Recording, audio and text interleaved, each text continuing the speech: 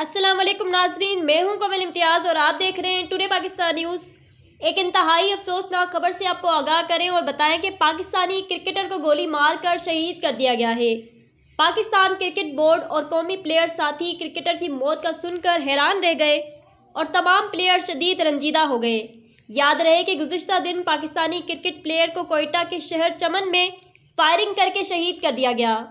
बलोचिस्तान के ज़िले चमन के इलाके कली हाजी अकबर साले जई में फर्स्ट क्लास क्रिकेटर मोहम्मद नईम को डकैती के दौरान मजम्मत करने पर गोली मारकर शहीद कर दिया गया।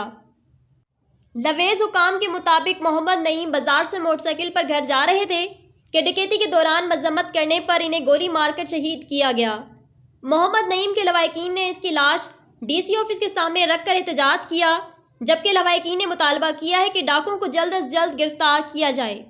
नावरिन दी दा जवान नन څه کومه جنازه پرته ده زما سره هغه الفاظ نشته چې زه په هغه باندې وږیږم. دا یو اتفاق غواړي، یو اتحاد غواړي.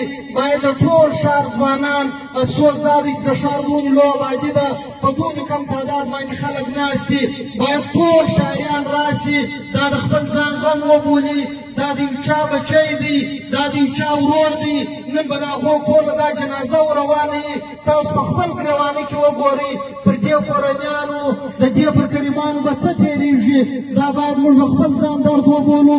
ټول ښار باید راووځي، په دې خلک زموږ سره شرکت وکړي، د هغو ولاړ نه شي چې نایله رشوتخور انتظامیه راغلې نه وي. موږ نه پوره د دې یقینداري راکړې نه وي، غله یې پیدا کړې نه وي.